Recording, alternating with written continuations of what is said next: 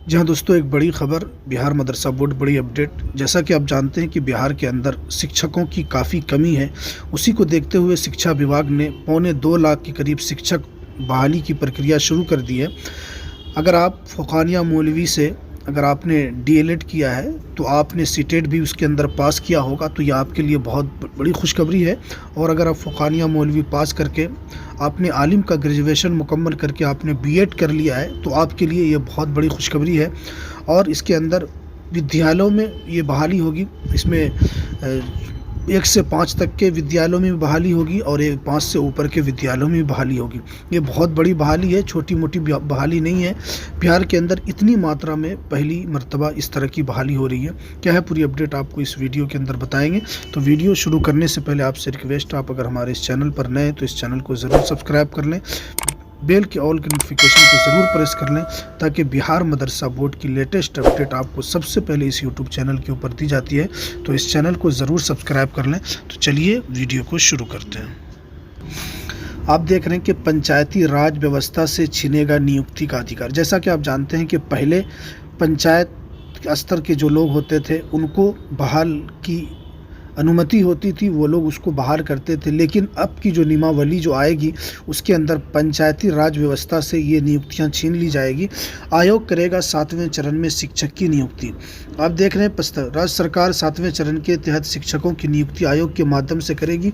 नियुक्ति को लेकर तैयारियों की प्रक्रिया अंतिम चरण में है। नई नियुक्ति नई नियमावली के आधार पर होगी। 7वें चरण के तहत तकरीबन 2.25 लाख शिक्षक बहाल होंगे। 2.25 लाख, इनमें 80,000 प्रारंभिक जबकि शेष शिक्षक माध्यमिक उच्च माध्यमिक विद्यालयों में नियुक्त होंगे। यानी 1 से 5 तक भी बहाल होंगे, 5 से ऊपर भी बहाल होंगे।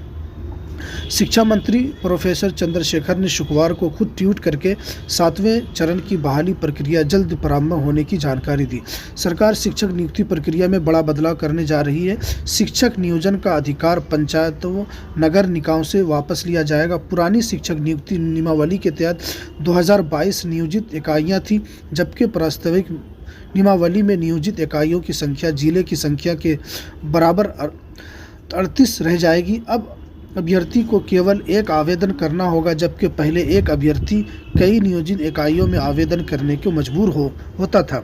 शिक्षक संगठनों तथा अभ्यर्थी को सरकार से इस संबंध में गुहार लगाई गई थी। शिक्षक नियुक्ति नियमावली 2020 में कई बदलाव करते हुए शिक्षक नियुक्तियां नियमावली 2023 बनाई जा रही है। इसे मंजूरी के लिए शीघ्र कैबिनेट को भेजा जाएगा। इसी के आधार पर 7वें चरण की भर्ती होगी। इसमें देखिए कि ऑनलाइन करना होगा सिर्फ एक आवेदन, जिसमें मेधा सूची, योग्यता और शिक्षक पात्रता परीक्षा के आधार पर बनेगी। 1 माह में बनेगा। नई नियमावली अंतिम रूप दे रहा है शिक्षा विभाग। 9222 की जगह अब 38 जिलों नियोजन इकाइयों में, यानी अब जो होगी सिर्फ 38 ज़िले जो बिहार के अंदर है, 38 ज़िले में ही आप हर ज़िले में एक आवेदन कर सकेंगे। ये पहले क्या था कि आपको बहुत सारे जगह आप आवेदन कर सकते थे, लेकिन अब आप ही एक ही ज़िले में आप इसका आवेदन कर सकेंगे।